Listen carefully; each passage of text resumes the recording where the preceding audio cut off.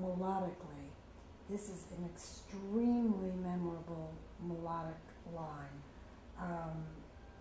Just the verse leading up to the chorus and the payoff in the chorus.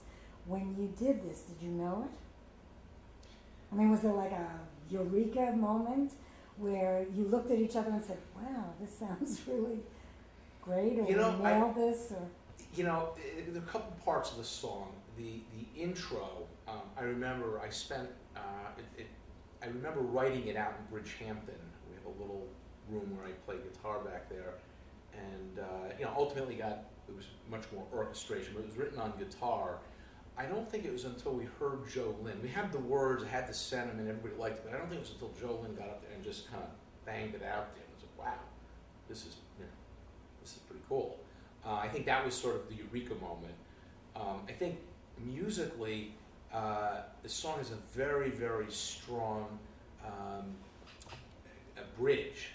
And while I had written the words to it, I had envisioned it in a different way. And essentially Joe said, no, pull it back. And it's, it moves you, it moves me, it moves us all. And he pulled it back to the second half of each of the phrases, and that's when I said, "Wow, that's Joe. That's pretty cool." So it wasn't until I think Joe came in and actually we started hearing him sing it, and then when he hit the bridge, which we just sort of adjusted, and then went in and recorded it, I said, "This is one of my favorite songs." Do you want to play the bridge for a second? Yeah,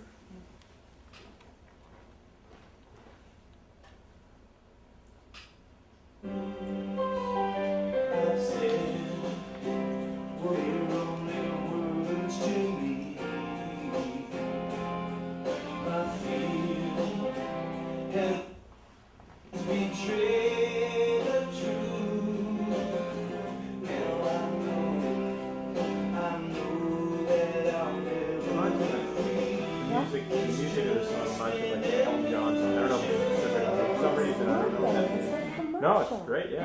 That's my favorite. Yeah, let me listen. I'm going to try to speed it up. I'll just listen to it through.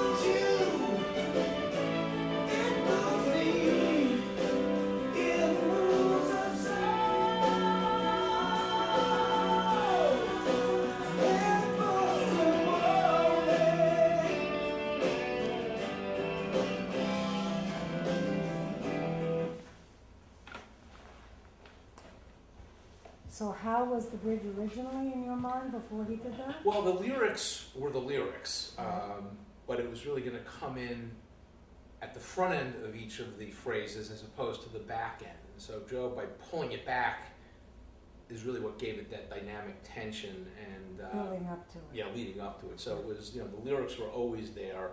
I was having trouble figuring out how the melody in the bridge would go, and then when Joe kind of said, let me play with this, he just kind of, one take, pulled it back. He said, you rush it. He said, let it breathe. You know, and just in those simple thoughts, it moves you, it moves me, it moves us all, says it all, and it's the only line of Italian in the entire opera when he says, e pur si muove. That brings me to my next question. Did you say "Epo si muove" in Italian, or you said "Epi si muove"? Muove. That's Italian? E pur si Is it muove Latin? Yeah. is Italian, which roughly translates, and it's spelled sometimes differently. I've seen it spelled several different ways, but e pur, sometimes done as separate words, sometimes done as a single word. E pur si muove, and yet it moves. How hard was that to get into the lyrics? Well, that was.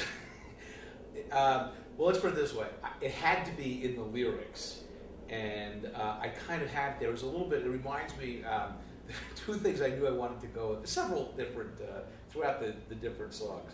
As an example, Et Pour Si Moi, they had to go in, and I had on, it was Rules by Fools, it was in Rules by Fools where I said to Joe, and maybe it's kind of like a Hey Joe kind of thing, which was always sort of this little joke with Joe Lynn. It's, Hey Joe, kind of in my mind, I'm thinking of Jimi Hendrix. But hey, hey, na, na, na. And I said, sing a hey, hey, na, na, na. And he just kind of sang it on Rules by Fools.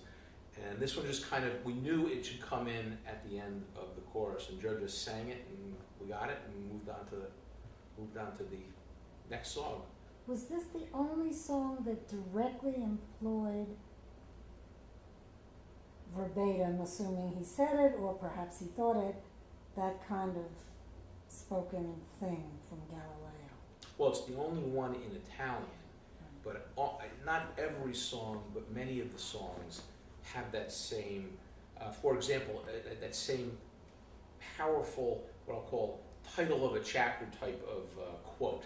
So, in Faith or Truth and Reason, there's the lyric which talks about faith's the unbreakable rope, you climb to heaven. That's a quote. I have to go back and remember who exactly said it, but it was one of the theologians. And there's another one, actually, I used the device in Father, I'm Sorry, and put the words of one of the cardinals, Cardinal Baronio, who had a great quote about it.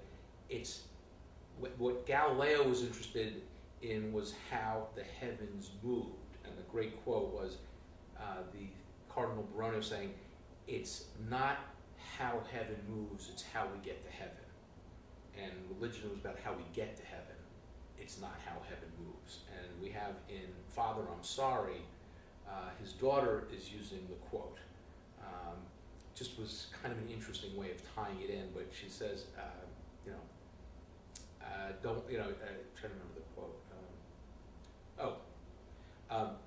Maria Celeste in Father, I'm Sorry says, just want to get to heaven, don't care how heaven moves. And that was a direct play off of Cardinal Baronio's famous quote, it's not how heaven moves. Okay, well, Aeropagitica, speaking of getting a word into a song, do you want to hear it for a second? Yeah, we'll just get the... Because that's another great one.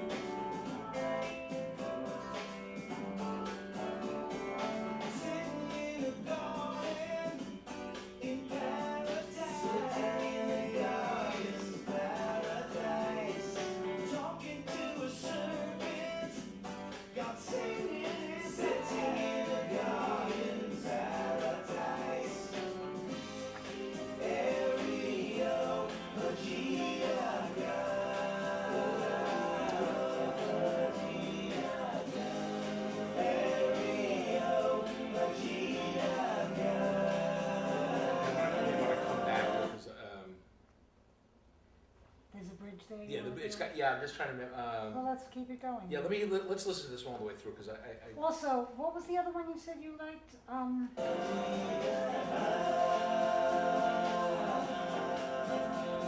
the moon? No. Living in the Wall. Rules by Fools, I have that. I'm missing. Mathematician, you said you I have have that? that. Imprimatur. Oh, here, Impromptu. I just want you to listen to this, the leads. I'll tell you this, the funny story. Is that you? I'm doing one Alex through the other.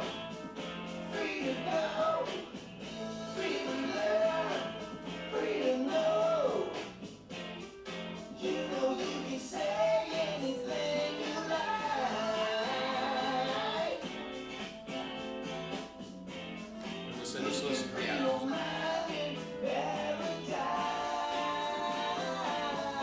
Why that? No, nobody remembers. When I consider how I spent my life, when I consider Alex how I is the spent my life, only the blind can see in paradise. Only the blind can see in paradise. Okay. Aereo, Vegeta. The concept that you could have people walking around humming Areopagitica is just hilarious. But it's so melodic. Okay, so tell me a little bit about what it's Areopagitica is about. Areopagitica is probably the most complex song. It's probably, in my mind, the most important song. It's the least directly involved in the story, but it's really the speculative part. This is, Areopagitica is a song about the meeting between Galileo and John Milton, the poet and essayist from Great Britain, or England, I guess, at the time. And it's really, each one of the sections, it's kind of like a roadmap. It starts off talking about, in the days of ancient Greece, there was a place called the Areopagus, and hence the word Areopagitica. But the Areopagus was where the Greeks went to debate great matters of politics and, or polity as they would call it, and civics and ethics, but that all happened, and it was the beginning of what I look at as the Enlightenment. So it says, minds of men shed rays of light. So I sort of had this vision of like these Buddha-like Greek figures sitting there with light beams coming out, and rationality and reason were just starting to take hold in intellectual thought. This was a very important forum. So the first verse is about the Areopagus, and the second verse, which talks about the Garden of Eden and original sin, which is one of the great notions of Christianity and Catholicism. So we go from the Areopagus in ancient Greece to the Garden of Eden and the serpent. And so we're covering a lot of history with this. And so you're not exactly clear who was singing which verse to whom, but nobody knows what happened at these meetings. And so it's kind of an intellectual tilting back and forth. And of course, John Milton wrote Paradise Lost and Paradise Found, and was an amazing historian with classical imagery. And so we're then moving to, it takes us from Garden of Eden to, it takes us from ancient Greece to the Garden of Eden, and then Galileo clearly saying, free to come, free to go, free to learn, free to know. You can say anything you want in paradise. And the idea then with the final verse, which is really kind of to me, is sort of the intellectual tongue twister, is John Milton wrote a number of sonnets. And one of the sonnets I remember all the way from being a senior in high school was When I Consider How My Light Was Spent. And it's a famous sonnet, probably his most famous sonnet. And I turned the words around a little and had Galileo saying it. It's when I considered how I spent my light. And the irony of this song and the history is Galileo was blind when John Milton went to meet him. We know this from his essay, Areopagitica. which is the only evidence the two of them met. Nobody seems to know much else about this meeting other than in this famous essay that John Milton wrote. It says he met the blind Galileo.